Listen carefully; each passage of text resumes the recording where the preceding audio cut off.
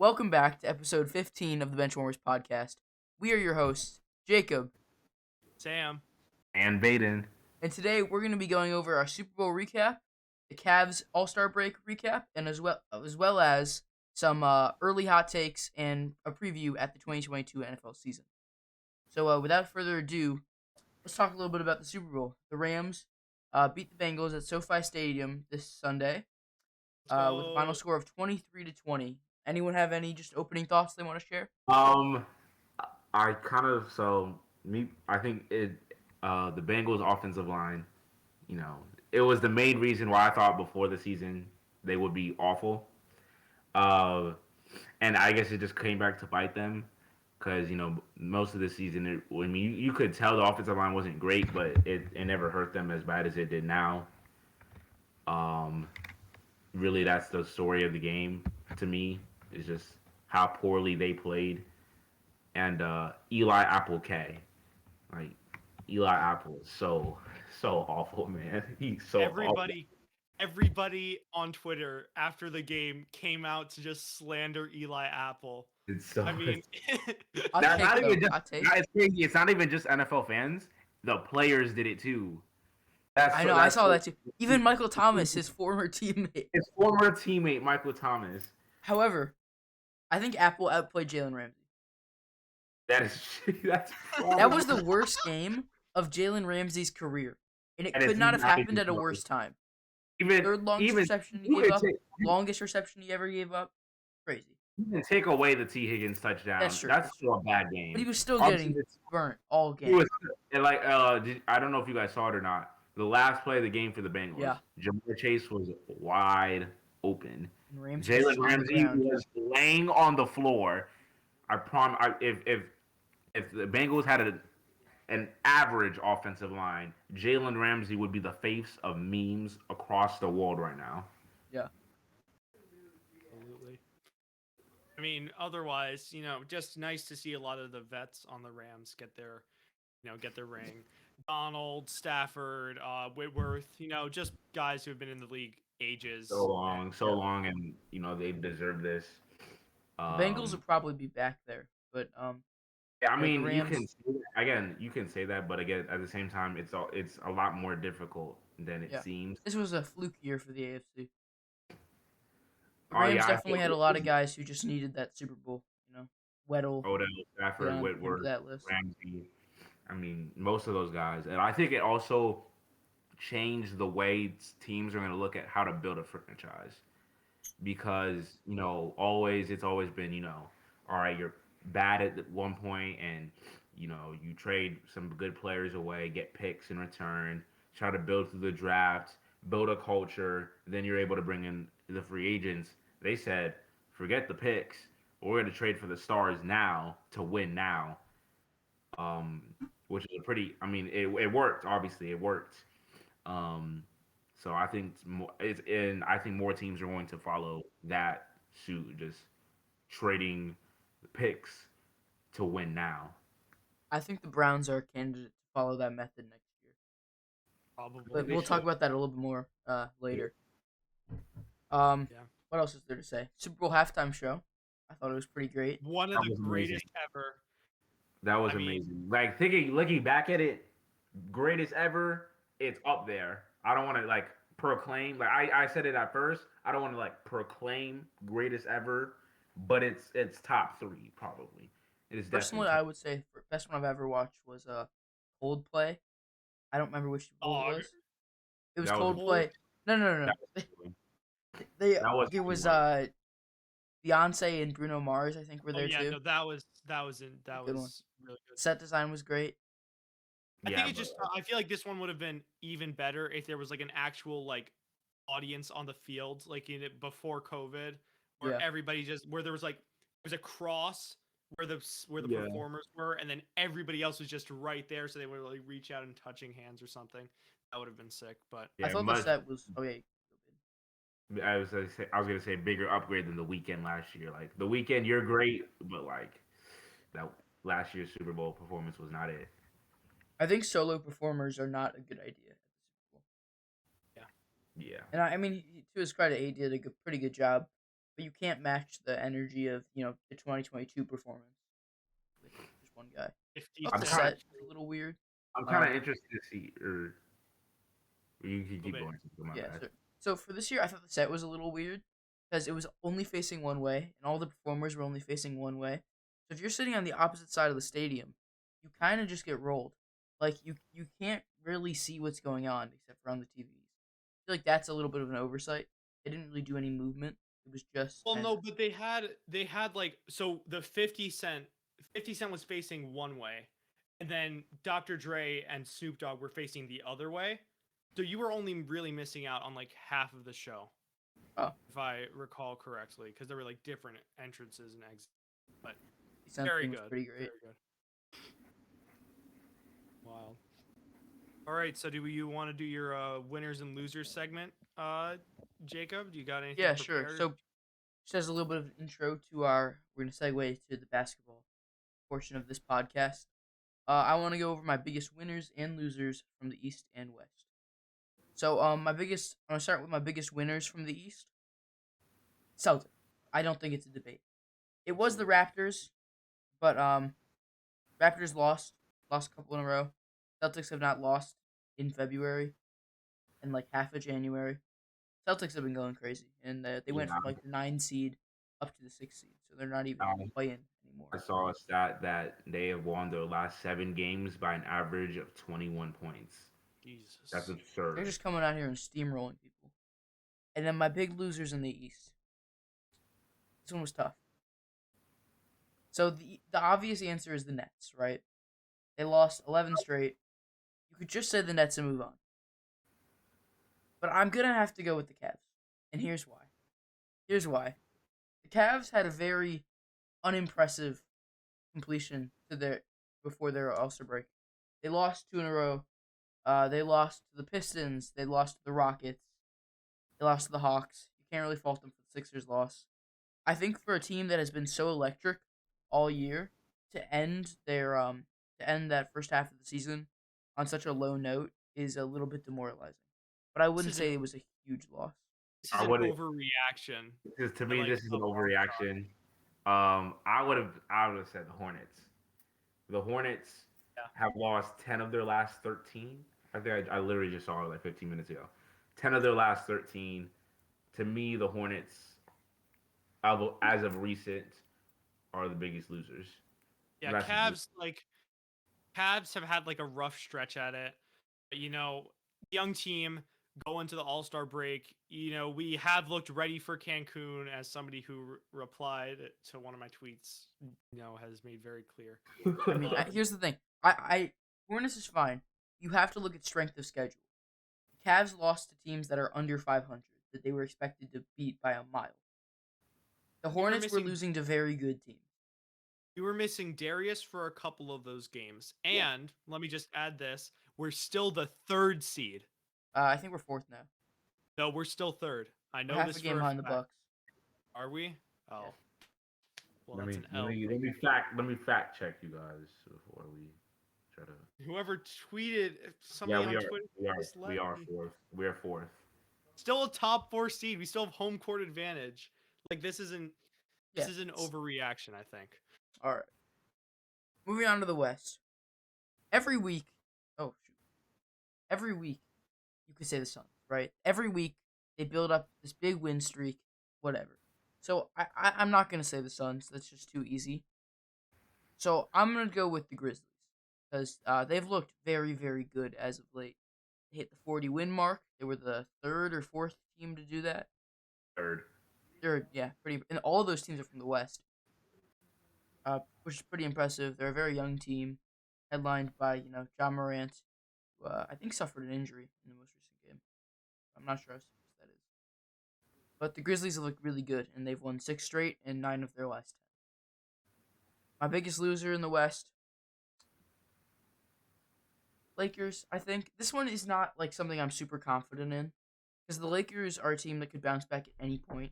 You just need Russ to snap out of this horrible streak. But they have lost 3 straight.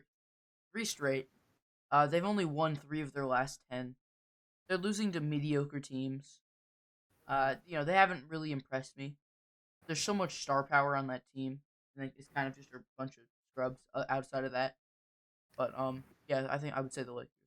Yeah, I think the biggest part of the Lakers being losers is that they made no moves at the trade Yeah, deadline. And the Lakers front office, it's just such a big contrast from the Cavs. The Cavs, were willing to spend into the luxury tax to, contend, but the Lakers front office was reportedly telling LeBron that they were not ready to spend into the luxury tax to fix the team. They were like, "You've made your bed, now lie And in it's kind of weird too because the Lakers. It's not like even the Cavs are trying to not only win, be competitive now, but like win in the long term. Whereas for like, whereas for the Lakers, they're trying to win like forever. I mean, not forever. I just said it. They're trying to You're win not now wrong. and now only, and literally now only. So it's like it's kind of weird why they didn't like try to make their team better. That's just odd to me. Yeah. All right. So, do we want to go into our Cavs All-Star recap? All right. All right. So, I've got a little rhyme here. Little rhyme to some of the. No, don't make that face, Jacob. Don't make that face. It's the greatest. It's a 3-part rhyme. So, this is what I would summarize our season as: the DG emergence, the Kevin Love resurgence, and the big man divergence. That was just the I biggest can't W even hate on that. That was anybody. actually pretty You good. right? Yes. Baden, Baden, did you hear Hey, that? say that again. I missed that. Aiden straight up disconnected, so we didn't have to hear Hey, it. no, I actually missed that. I had to do something real quick. The So DG emergence, the Kevin Love resurgence, and the big man divergence. Let me.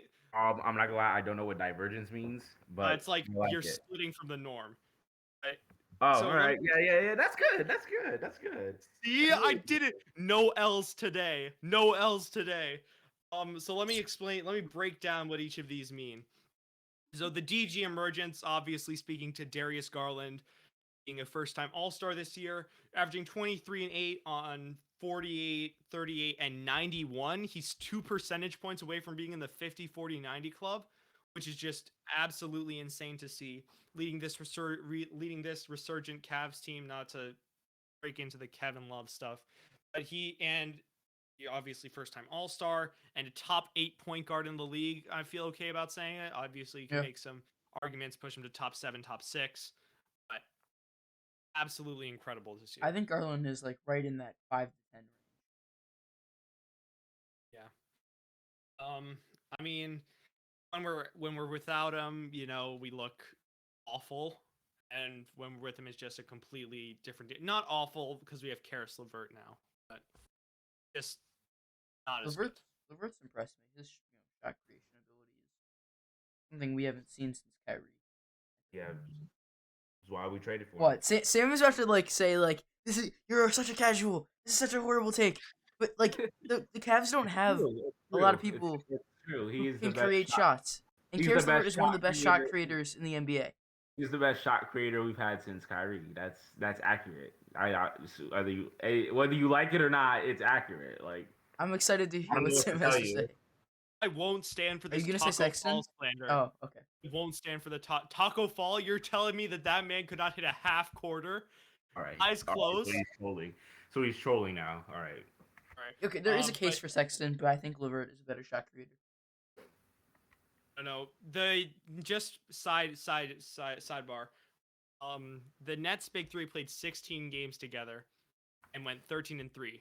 2 of those losses We're to from Colin the Cavs. Sexton. Not even And the Cavs. We're to Colin Sexton. God, I love Colin Sexton. Back, please. I'm not gonna lie, that was my favorite game of the 2 years that we were really bad. That first game we played of James Harden's Nets career. Man, I haven't been that excited in a minute. I think my two favorite moments are when we got trick shotted by the Nets. Like they just like did a bunch of random stuff and then alley-oop. It was ridiculous. And then also when the Kings hit a full court inbound pass, game winner, uh, by Tyrese Halliburton while he was double. Those were, I think, the lowest points of our franchise in the between LeBron and Garland emergence era. Yeah. All right, so I'm gonna move on to the second part of the rhyme, the Kevin Love resurgence.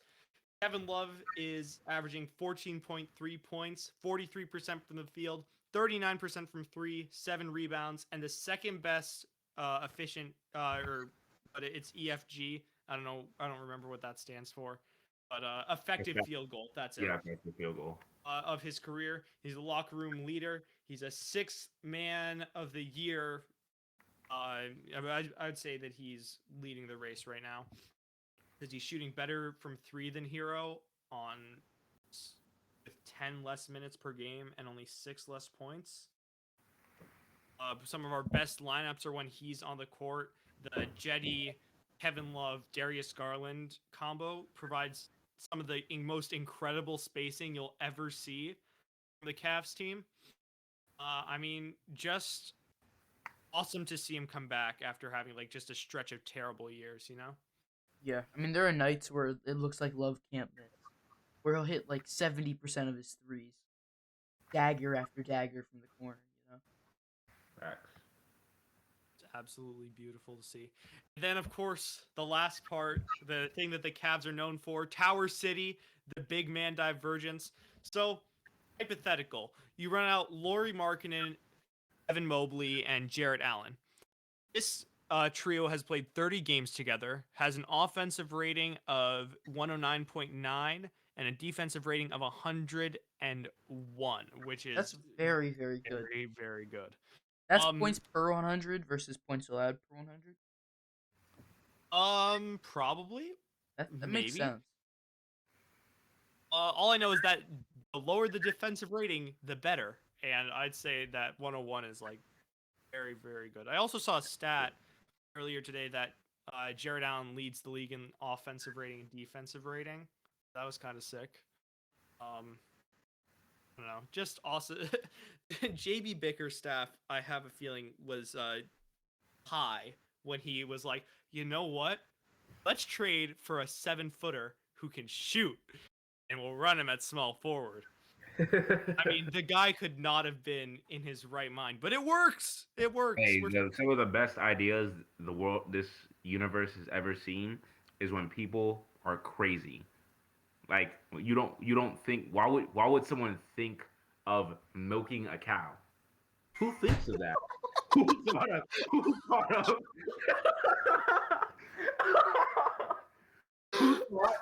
who thought I'm gonna grab this cow's udders? All right. Thank you, Aiden. Thank you for that. All right. Okay. Wait in. I mean, am I wrong? No, you're all right, not. we're gonna ignore that for now. The biggest W Baden has ever taken. Oh my god. Back to big men. Back to the Cavs. Tall guys.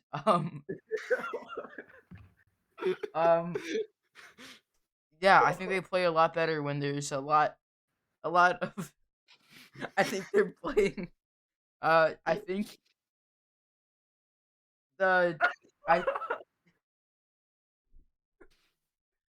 I think the Cavs are a better team when they have more tall guys on the court, because that defense is just stifling. You really can't get through. Yeah. I mean, I don't know what to say. I think I'll end it off with saying that really threw me off. That was I don't know what to say. The Cavs are 4th in the East. No more games to play.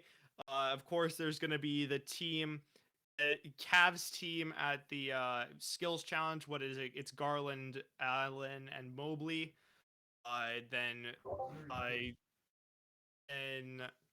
Mobley and Okoro are competing at the Rising Stars game, and Allen was selected as an injury replacement for James Harden.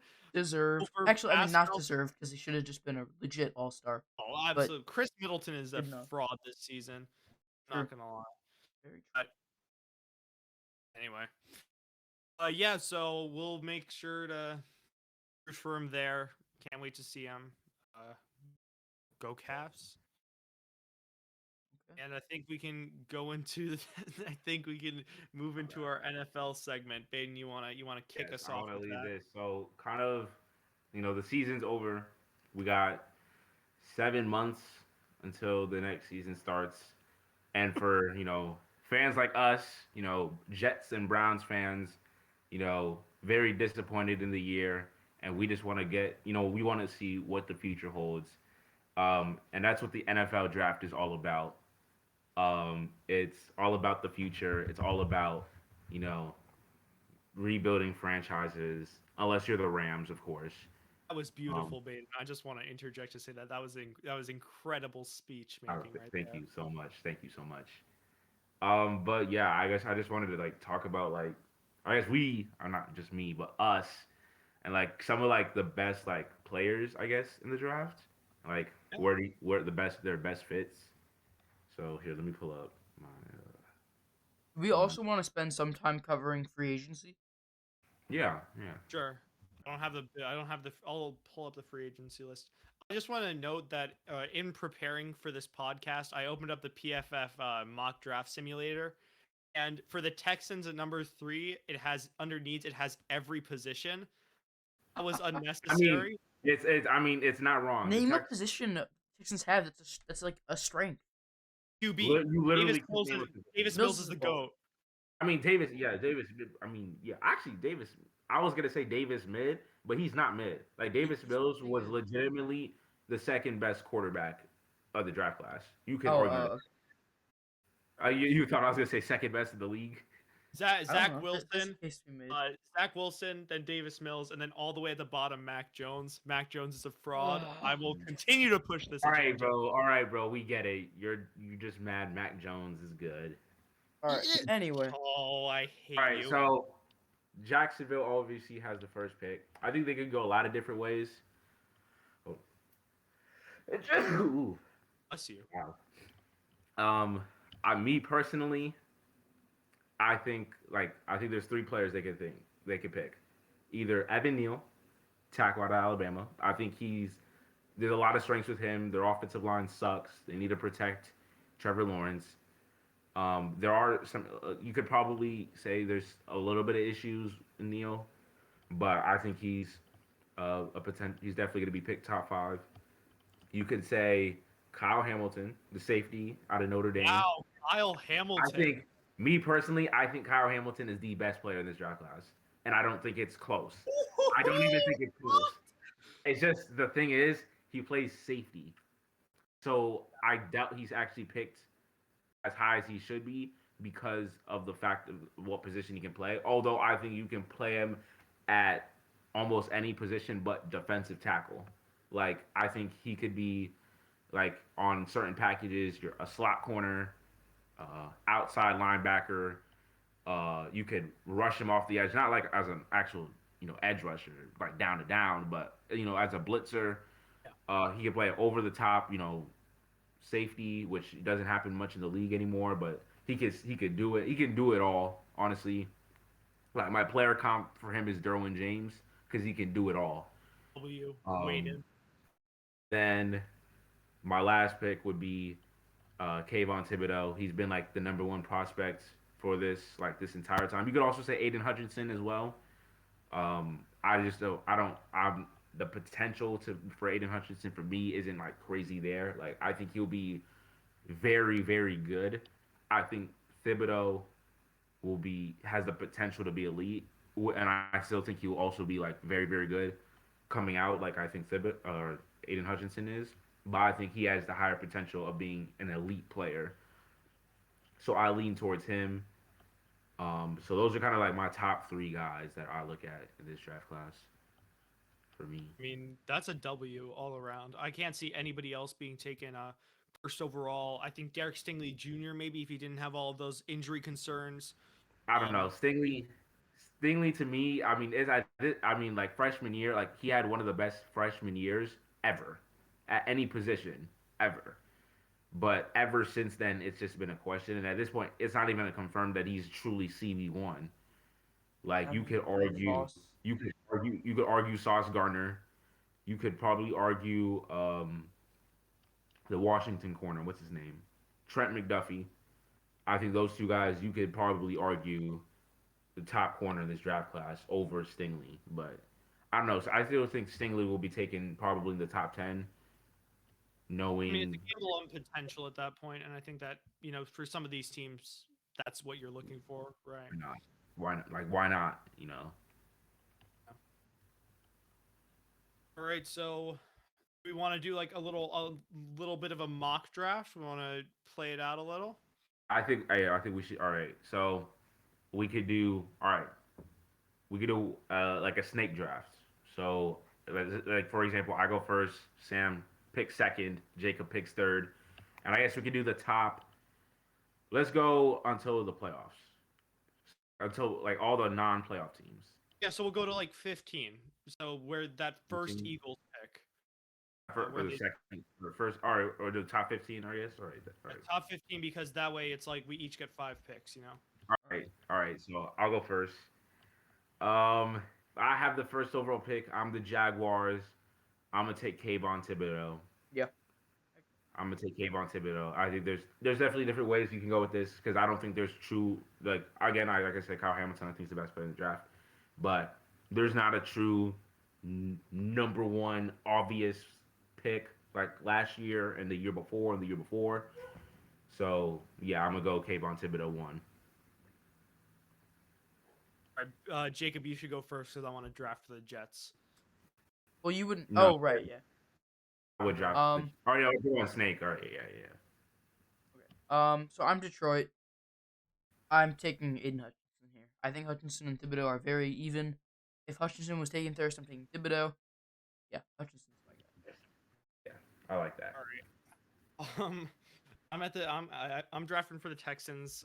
They need every position according to PFF.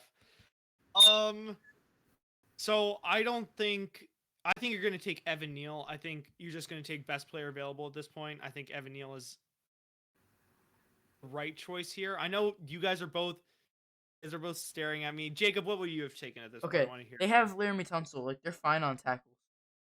I'm taking Kyle Hamilton. Like, I think if I were you, I would take Kyle Hamilton. I mean, I don't mind the Evan Neal pick. I don't mind it because it's more valuable. I mean, it's more valuable to have elite tackle play than elite safety play. But that's just me, though. I mean, but it's not a bad pick, not whatsoever, though. No, I'm just worried. I don't know what the Texans front office is thinking, but we were just talking about it, Joe Burrow and how the offensive line is in shambles. I think if you're going to start building a team, you should start building from the trenches. The offensive line and the defensive line. Just like the Lions are doing. Exactly like the Lions are doing. So I'm going to take Evan Neal here. And your Jets. And then the Jets. Oh boy. So I don't want to like deep dive into what I think the Jets should pick here. I don't know if we're going to re-sign Marcus May, coming off an Achilles injury. His future is up in the air. Our defense may do with very, very little. So I think you have to give them something to work with. And I think you should go with your safety linebacker hybrid in Kyle Hamilton. Hamilton and JOK are such similar prospects. But Hamilton is just somebody. But Hamilton is so much better. I guess I think you limit. I think JOK is more of a back seven player, where I think of Hamilton's more closer to the line of scrimmage. But all right, and then I'm up five, for the Giants. This is tough. They have a lot of needs. Sam, who did you take with the Texans? I took Evan Neal. I'm gonna take what's that guy's name? Mississippi State. The other really good lineman. Charles Cross. Yeah. I'm taking Charles Cross at 5 for the Giants. They, there's no elite running back here because I do think they need to move on from Saquon. Their receiver core is actually, I think, above average. And their defense is okay. They have Peppers. What? Saquon, I'm gonna talk about it more when I get to because I picked the Giants as well. Man. Saquon should not have to suffer through being a Giant anymore. It's less about benefit for the Giants and more about benefit for Saquon. because he shouldn't have to be on that poverty organization anymore. All I want to right. free him. So I have number 6 and number 7. I got the Panthers and the Giants. Panthers. I'm going Ike Mekwonu.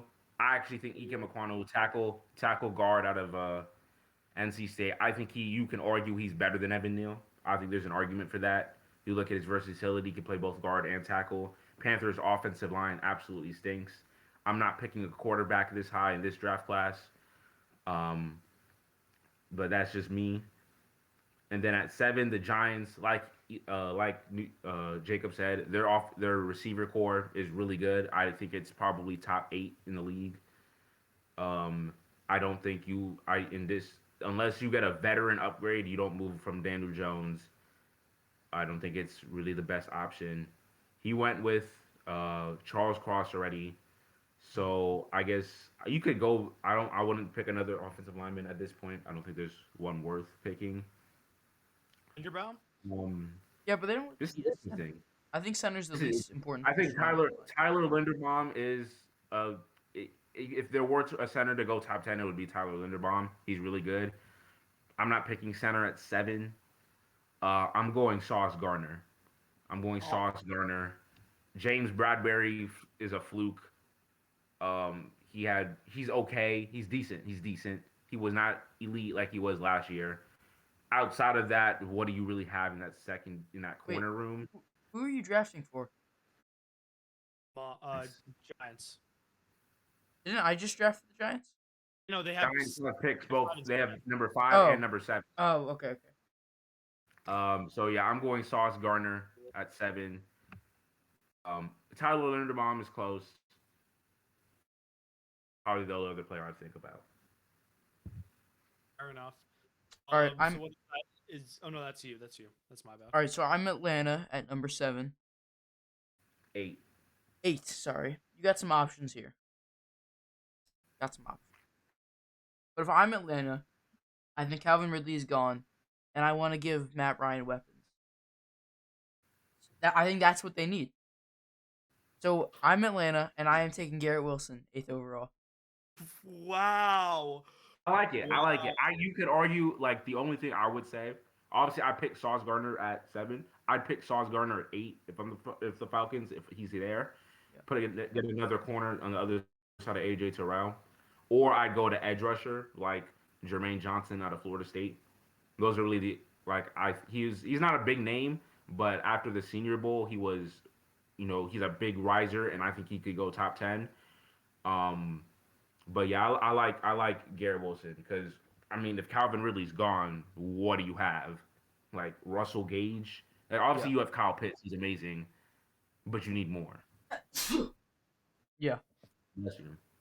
Thank you. What is that? That leaves me drafting for Denver Broncos. And then the Jets. If Denver, the Jets again. I ended up with both Jets picks. Okay, so I'm gonna take the first quarterback. Ooh. I think this is where the first quarterback goes. Because I think that Denver says, I think Teddy Bridgewater is gone. I think he's traded to like some other team. Maybe the Saints go after him. And I think what's their prototype of quarterback? It's a strong armed quarterback. 6'3", I know who he's picking. 6'3", strong arm, white. Not wrong. Oh, you are wrong. So I'm just trying to debate which one I go for, because there are a couple of them. I think it should be pretty obvious, right, Sam? It should be pretty obvious. I'm a college football casual. I'm sorry. Come on, QB1. Come on. He's QB1 in my eyes. I mean, if you're saying Malik Willis, that doesn't fit the prototype that I was talking about. No. He's QB2 for me. He's QB2 for me. QB2 is tough. I don't know about that. I mean, all of these guys in most draft classes are QB3, QB4. In last year's draft class, they're QB6. Matt, I'm being so serious. I'm picking Mac Jones out of all of these guys. Yeah. Oh, stop. I'm picking Stop! Mac Jones. Stop! These guys. No! He's right, Sam. Malik, I would take Malik You Willis just over don't. Mac Jones. No, no. No. So I think I know that the Steelers might have been angling for him, so I'm gonna go with Kenny Pickett. Yep. All right. Yeah, that's the right. That's the right pick. I was debating what's his name? Not Mac. Yeah, Matt Corral. I was debating him. Sam Howell. Oh, Sam Sam Howell. All right, Howell. and you were up again with your Jets. Okay, so this is actually I really wanted Sauce Gardner to fall here. Like I was really hoping. Just took Kyle Hamilton, and so I'm gonna use a little bit of my Jets fan here. Jets have reportedly been like obsessed with this guy. Coming out of the Senior Bowl and stuff. Not the Senior Bowl, sorry, but like in the scouting process, they've been really invested in this guy. He's a wide receiver, USC, injury problems. They are in love with Drake London, so I think I'm gonna take Drake London here. I like it. I like it. Has I no think one that gives drafted Derek Stingley? Nobody. Derek Stingley has fallen out of the top 10, and Jacob at 11. Do you want to take him with the Washington Commanders? Ooh, okay, that's an interesting position to be in. Because Washington is kind of in need of QB, but I think there is a little bit of a drop off from Pickett. That's tough, but I think they do go best player available. They do need a corner, and I think Stingley is their guy. I think the value here is too much to pass up on. All right. That leaves me with what, 12 and 13? Yep, Minnesota and then Cleveland. Minnesota and then Cleveland. Minnesota here, I think they need a corner bad. I really do. If I'm Minnesota truly, I'm probably like calling Seattle, say, hey, you want this pick? Give me Russell Wilson. You know what I mean? That's what I would do if I'm Minnesota with this pick. They could also, I like George Karlaftis. Yep. I like him a lot. He's probably edge 3 or 4, him or Jermaine Johnson. But I'm going to go Trent McDuffie. I think he's better than Derek Stingley, probably. I think he's a safer pick than Derek Stingley. I don't want to say better. He's the safer pick. Minnesota's in desperate need of a corner. None of them are good on their team. So I'm going to go Trent McDuffie. And then with the Browns, Garrett Wilson's off the board. He's my wide receiver 1. Drake London's my wide receiver 3. Browns fans would want me to take Olave. I'm not doing it. Olave, he's good. Don't get me wrong, but I've done more research. Treylon Burks is that guy. Yes. He is a bigger. Yes. He's a bigger AJ Brown. I love Chris Olave, one of the best receivers in the history of Ohio State. I don't see the star potential in him that I see in Treylon Burks. And I think that type of guy is what the Browns need, and I think the Browns go with him at 13. I like it. That's a good scenario for the Browns. I see your reasoning. He's my receiver too. If you're the Browns in this scenario, though, you might be trading down because there's teams that are near you don't really need a wide receiver. So next up is Baltimore. But you can't try. I wouldn't trade too far down because I look at New Orleans at 18. I look at Philly. The lowest I would trade is 18 with New Orleans. I feel like if New Orleans is if you're trading up, you're either, I think for New Orleans, you're either looking at quarterback or receiver. All right, so I'm up with Baltimore, and I'm going to take Malik Willis. No, I'm kidding. That'd be interesting. Whoa. That'd be interesting. Imagine that. And we're saying Lamar Jackson is the who is the guy that played for Arizona, and then they immediately drafted Kyler Murray. Josh Rosen. How did you forget Lamar the GOAT? Jackson is the Josh Rosen? There were 9 mistakes ahead of me. Can't believe he said that. I still can't believe he said that. Even if he turned out to be the best quarterback ever, I still can't believe he said that. That is so good. Oh my god. So I've got the Ravens here. And what do the Ravens need? I think they retooled their defense really well. And I think it's time to focus on their offense.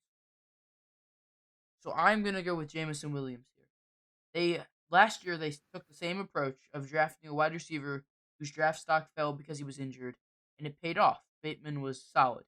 Williams is Bateman with every better physical attribute, besides maybe jump ball. So I'm gonna take Jameson Williams. I mean, that's an iffy pick, but I see what you're doing. See what you're trying to go. I would go either O line. Like I'm looking at what's his name from. I was looking at Trevor Penning out of Northern Iowa. I'm looking at Tyler Linderbaum. I Problem is they probably don't lean need a towards. center. They drafted a Bradley Bozeman last year. All right, I guess Riley Bozeman, yeah, but or I'd go on the D line, looking at Calais Campbell, Brandon Williams. Those guys are getting old. Jordan Yeah, I was Davis. considering drafting an edge So, rusher too. and then And that 15 leaves the me. Eagles. For me, I'm just gonna say 15 and 16 because they have both of these picks back to back. So I'm just gonna say Y'all trying to go to 21? I think we should go till the teams that are out of the playoffs. So 18. All right, So, nine all or right. 9. Yeah, 18. All right, 18 then. All right, so I'm just gonna make the. Oh, well, I have both of these picks. They need to retool their defense. I think that their offense will just develop. I think Jalen Hurts is where you want to stay at quarterback. I don't like he needs to develop obviously, but I think he has all the tools to become like a successful NFL quarterback. So I'm gonna go back to back George Karlaftis and Nakobe Dean. Ooh, I like. I love this mix. I love it. I'm not gonna say what I would do, but I probably should have taken Karlaftis, oh, how did I forget about him? but Oh, I completely forgot about Andrew Booth. Andrew Booth is. I like Andrew Booth. I think him to Philly is a good fit, but I like Carl Loftus and Nakobe Dean. Nakobe Dean to Philly is an agenda I'm gonna push all off season. And we've got 7 times 4. We got 28 more podcasts for you to push that belief. all right. So I am up Right. with the Los Angeles Chargers. Hey, Jacob, there is only one correct pick. I don't know what you think it is because I know. I There's think I only know who I one correct want. pick. I know who I There's want, but I don't know if that's who you think is the correct pick. oh no, there's only one correct pick. Okay, so here's my thought process. I don't think they need to bolster their offense. I think their offense is fine. I don't think their secondary needs help. I think their secondary is fine. The biggest problem area for me, I think, is linebacker. So I'm gonna take Devin Lloyd out of Utah. No, Baden doesn't like it. Oh man. And Baden, explain There's yourself. only Why one do you not correct like pick. this one? Devin Lloyd's a great player, and don't get me wrong, I think the Chargers would be better with Devin Lloyd. Jordan Davis is the only correct pick. Their run defense is awful. Their run defense is absurdly bad, and Jordan Davis fixes all of it. He literally fixes all of it. He's too big, too strong. He can pass rush. D tackle one, not really particular. I mean, there's a lot of good D tackles in this class. I guess you could say you get one in the mid-second round. I'm not passing up on 6'6", 340. I get that's fair. Just, That's fair. But I just think just Chargers are really into playmakers. They don't like to draft guys in the trenches. They like to go for guys who are flashy. Is what I've noticed with their right. drafting style. You're definitely right. You're definitely right about that. I'm not saying what they're doing is correct, but I'm saying That's just what you think the Chargers would do. that's just kind of what the Chargers do. But yeah, All Jordan right. Davis is yeah. All right. So 18 now. Saints last pick. There's a lot of different ways that you can go with this. I'm going with a weird one. I'm going Malik Willis. Yes! I'm going. This is yes! I've always said an Ohio State receiver goes to the Saints, so I could see Chris Olave. New Orleans loves their Ohio State players. Look at Michael Thomas, Von Bell. They even drafted Pete Warner, Marshawn Lattimore. Ohio State and New Orleans, there is a connection there.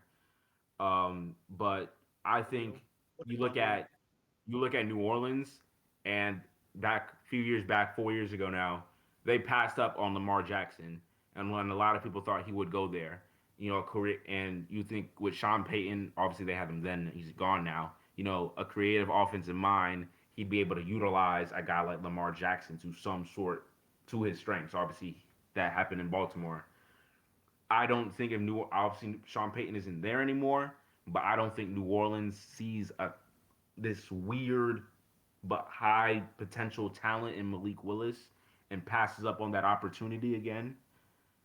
Um, I think you look at him; he's the most electric runner at the quarterback position since Lamar, and he has the best arm in this class.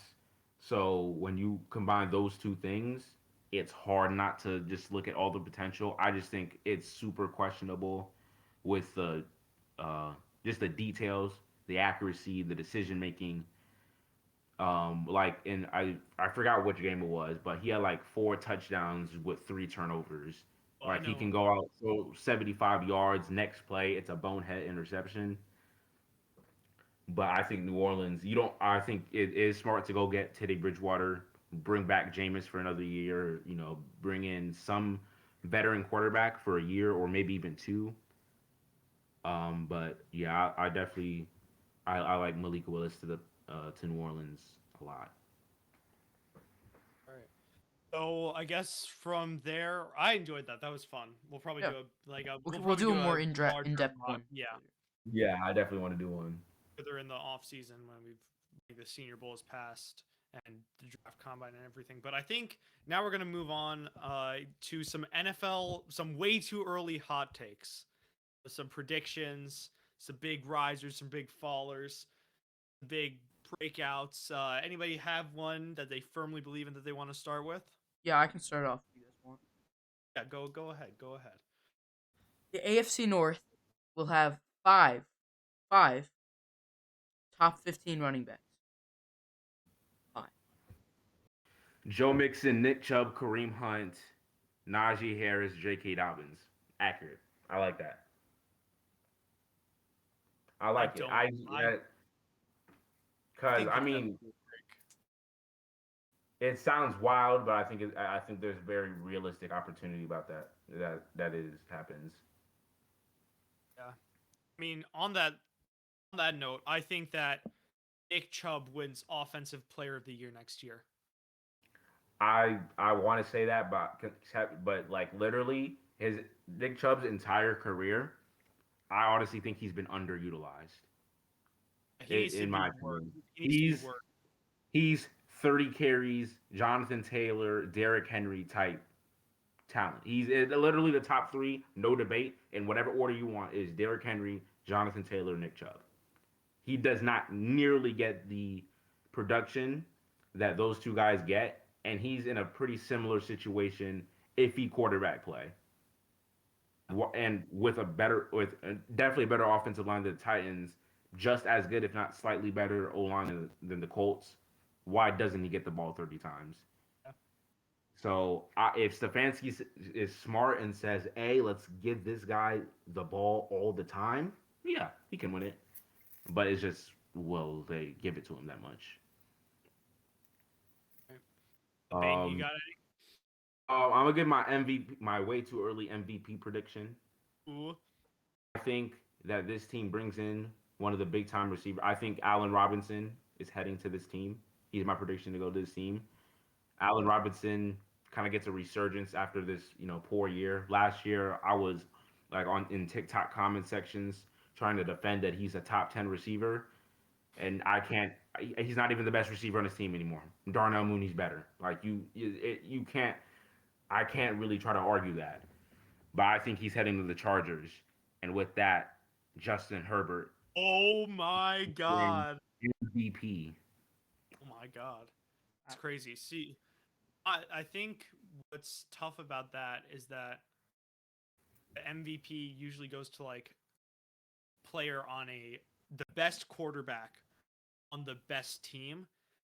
Like Aaron Rodgers won MVP this Aaron year, right? Rodgers was the Packers were the best regular season team, and Aaron Rodgers was the quarterback. So I Yeah, mean, you're so right. I think that you need, in order for that to happen, I think that the Chargers need to take an astronomical leap. They need to nail everything If in the they offseason. if they draft Jordan Davis and their run defense improves, then they'll definitely be up there. Jordan Davis to the Chargers, I honestly kind of say book it. Like, there's no way that shouldn't happen. Fair enough. All right, I got a little bit of a I got a little bit of bold take. Yeah, I've one more hot take. It's another free agency prediction. Okay. Well, my bold take is the Buccaneers miss the playoffs next year. I think that I don't know what their quarterback situation will look like. If they trade for somebody, Teddy Bridgewater, Deshaun Watson. Like Garoppolo.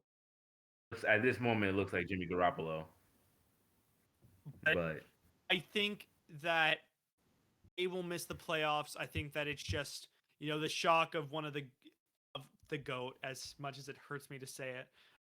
The GOAT just leaving your team. Chris Godwin's a free agent. I mean, all of your flaws got exposed when you were playing the 49ers. I think that it's just it'd be tough to bounce back. Rams, sorry. I already forgot. I think all of your flaws just being exposed just gets in your head a little bit. And I think that they missed the playoffs. All right. So I guess I'm not now that I think about it, this isn't really a hot take because there's a main reason why to it.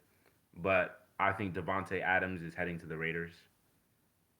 I think that's I see it happening. Derek Carr, Davante Adams, that connection. Obviously, they're teammates at Fresno State. And what do the Raiders need? They need a receiver bad. Like Hunter Renfro's great.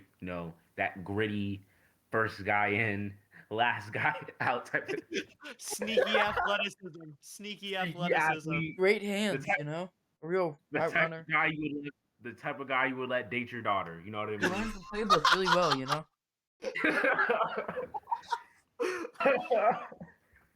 But you know what they need? They need the athlete. That's what Davante Adams is. Oh man. That was that one meme with the with the Twitter profile pictures, and it's all the white guys with the sunglasses on and the hats. Oh my god. Yeah, Davante Adams, Hunter Renfro. That we should talk about how stacked that 2019 receiver core is, because they have 6 top 20 receivers from that draft class alone. Debo, DK, Terry McLaurin, AJ Brown, Deontay Johnson, Hunter Renfro. Hey, Deontay Johnson feels arguable. I think he's top. What? Did you just say Deontay Johnson isn't top 20? That's ridiculous. Johnson was borderline top 10 this year. Was top 10. In my opinion, he was clearly top 10 this year. Oh, wait. Oh, Deontay. I forgot how good of a season Deontay Johnson had. Oh, no. Oh, I forgot that he was like wide receiver 1 of that Pittsburgh. I was thinking like 2019. No, not 2019. Whenever Juju was still like a part of that offense. I'm sorry. That was a sin against humanity. Yeah. Deontay was really good. Like I kind of saw it because literally it was drop issues, and those are very fixable. So like I've kind of like learned, I guess, over the time is like if a receiver, if their biggest flaw is their drop issues, I think as long as they work on it in the offseason, they have the chance to become a great receiver.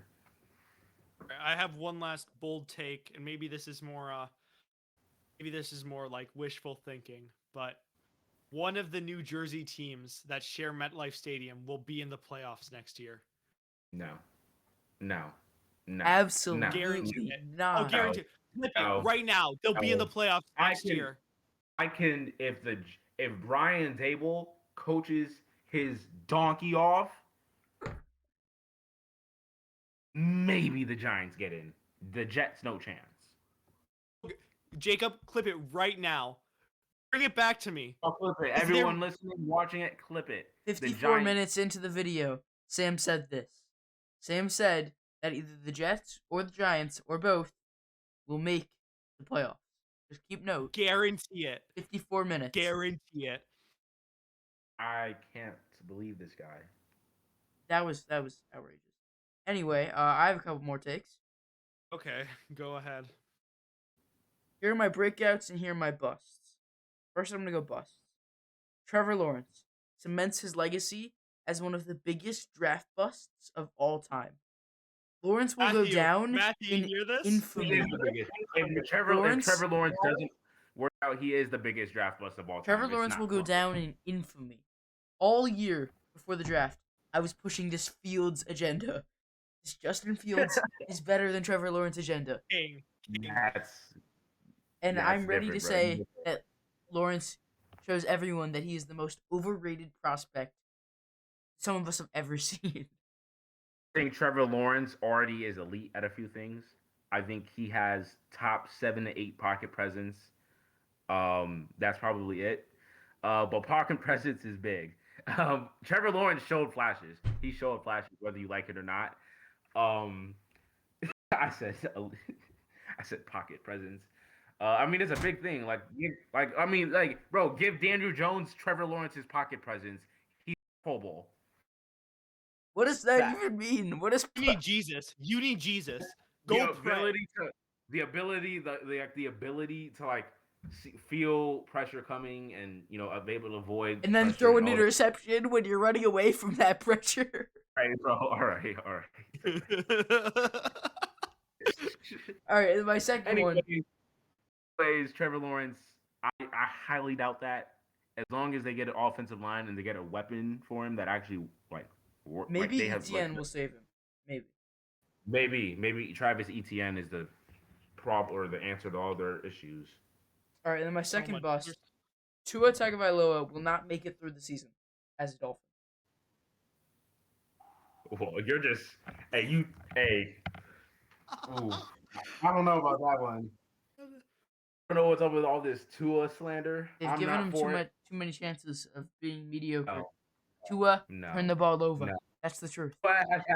You know how many Tua in his first 2 years was better. There's wipes Josh Allen's first 2 years, and I'm not saying Tua will be Josh Allen. King.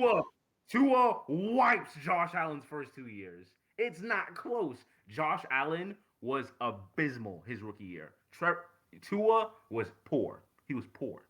Josh Allen was abysmal. Absolutely.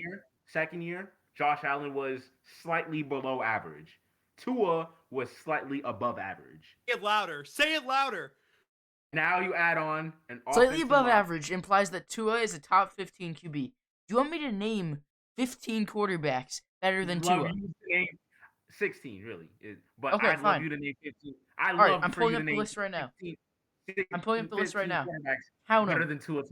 Count them, okay? Count them. Right.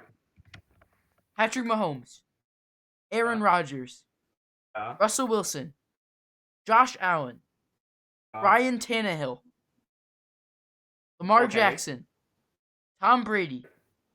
I don't know if that counts. Deshaun Watson. I don't know if that counts. Dak Prescott. Right. Kyler Murray. Right. Matt Ryan.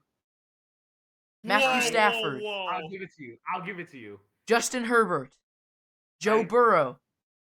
Kirk Cousins. No. Well. Who is better than Kirk? Derek Carr. All right. Oh, he's struggling now. He's struggling now. Hold on. Mac Jones. Mac Jones is better. Right. Mac Jones. Give me Mac Jones. Carson Wentz. No. All right. You can dislike that. That's fine. It's fine if you dislike that. Jalen Hurts. No. It's close, but I lean towards Tua. You're at 13. I'd give you Kirk Cousins. Hold on. Let me think about this a little bit. You're giving him Kirk Cousins. Take away Matt Ryan. There's no way Matt Ryan was a better quarterback than Tua. Matt had a quiet, very good year. People ignored it because of how mediocre the Falcons were. Yeah, that's fair. That's it. Okay. Let me think. Hold on. Let me think. I'm going through the divisions. Let me think about this a little bit. I'd probably go Baker. You could even say Baker, and then I didn't want to say Baker because I think it would be controversial. I would pick Baker Mayfield over Tua, and then 16 I'd go Tua right there. That's top half. 50%. Jimmy Garoppolo is better. I'm not done. No way. Jimmy Garoppolo is better. Delete. Baker is better.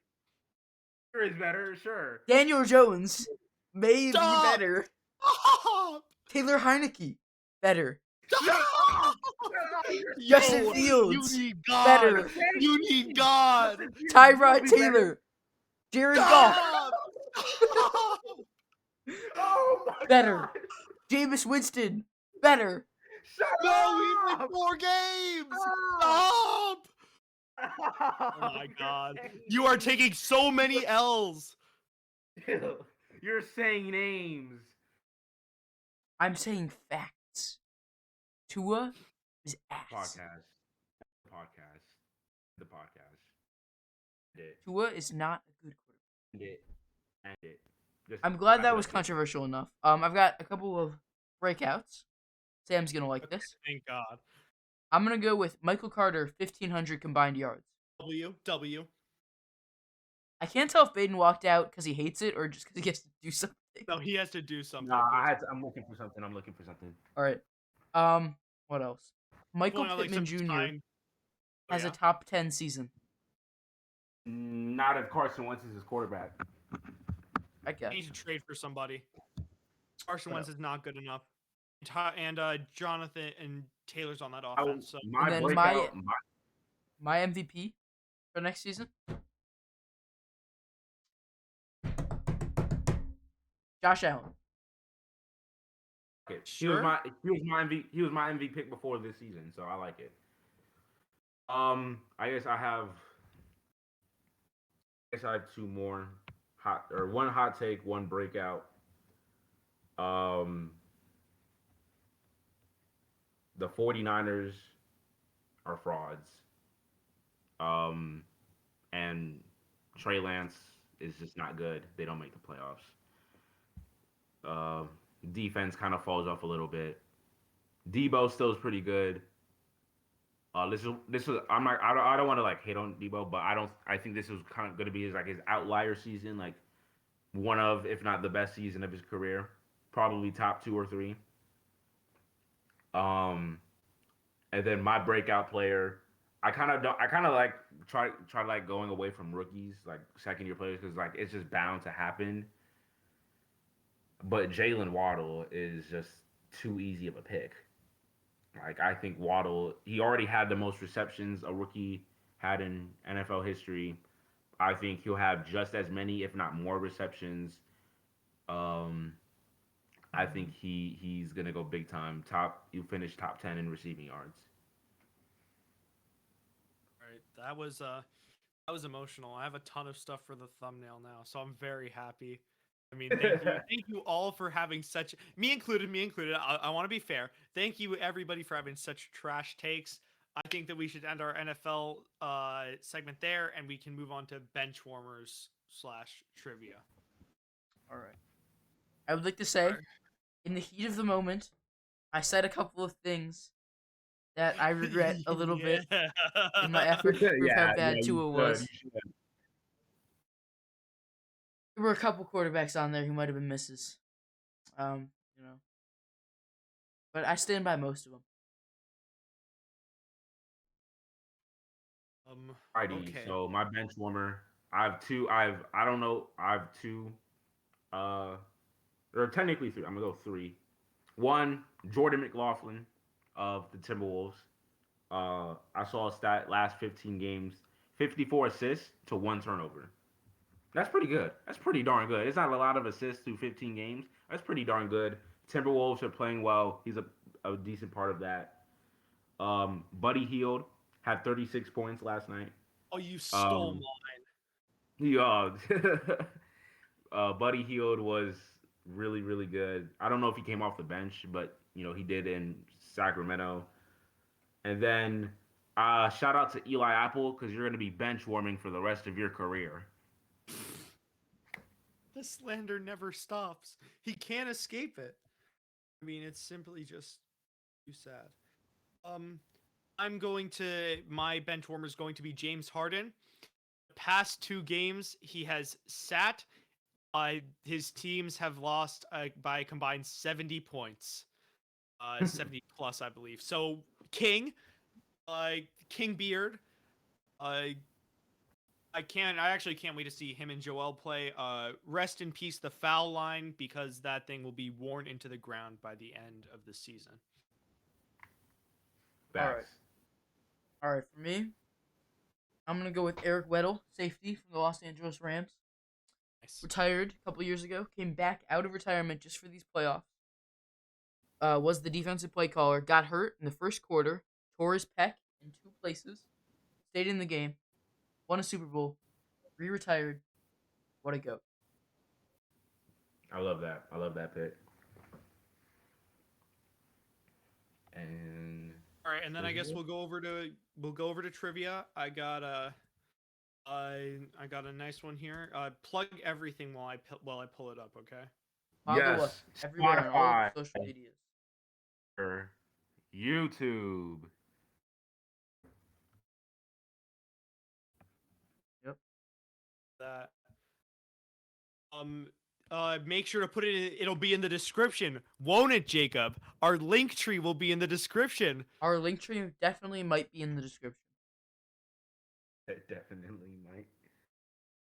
All right, well, I've got a list of number 1 overall picks, and I want to see if we can name them all going back to 2000.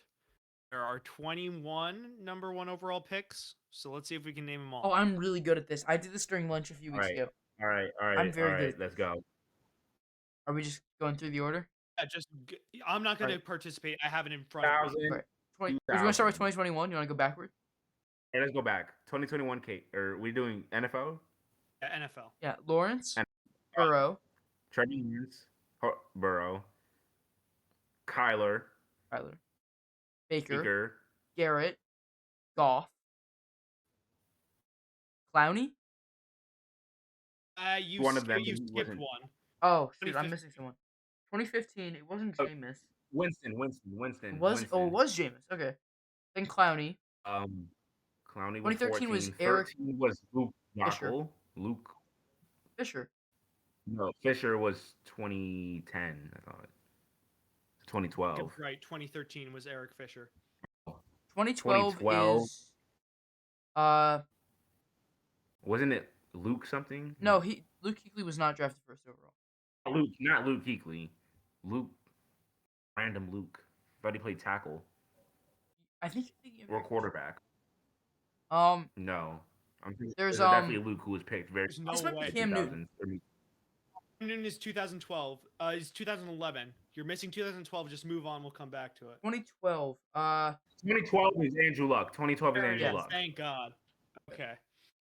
2013. 2011? No, now we're looking at 2010, right? I got 2010 because Cam Newton was 2011. Is 2010 Sam Bradford? Yep. 2009 Matthew Stafford. Yep. Yeah, 2008. Now we're getting into. 2008 is Matt Ryan. Nope. No, Jake Long. What? Yes, it is Jake Long. Yeah. So 2007 has to be Matt Ryan. Oh, Matt Ryan was not drafted first overall. He was not a number 1 pick? No. But he was. Okay. I could have sworn he was a number 1 pick. Jake Long is, I think, where my knowledge ends. Okay. Marcus Russell. Oh, that's true. 2007. Perfect. Come on, guys. You gotta start giving us hints, I think. All right. You gotta give us hints. All right. 2006. 2006. Let me look up this player really quick. This is a defensive end who played for North Carolina State and was selected first overall by the Houston Texans. I was gonna say what? JJ Watt was not the number 1 pick. Yeah. Mario Williams. 2005. This guy. I mean, what can I say that won't give it away? I think he was drafted by the 49ers, wasn't he? Let me check this. Let me fact check myself. 5. Yes, he was picked first overall by the San Francisco 49ers. Same draft class as the person who won MVP this year. Oh, it's Alex Smith. Alex Smith. You got 5 more to go. All right, 2 Super Bowls. Eli Manning. 4 more to go. 2003. played versus the Steelers in the Super Bowl. Carson Palmer. Palmer. That's it. 3 more to go. Oh my god. I don't. Oh my god, dude. Why am I?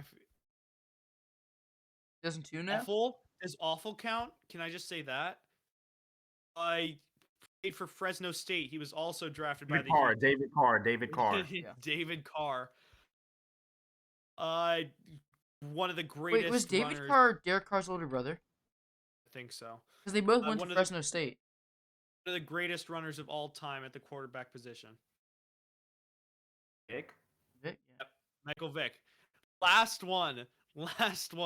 I've never heard this man's name in my life. 2000. 2000. Oh my god, who is this guy? He played for Leaf? Pennsylvania State. No, it's not Leaf. He's often listed as the biggest draft bust in Cleveland Browns franchise history, along with Justin Gilbert and Johnny Manziel. Not Tim Couch.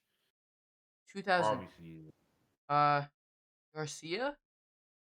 No, I don't think you guys are gonna get it. It's Courtney Brown. You would have never guessed.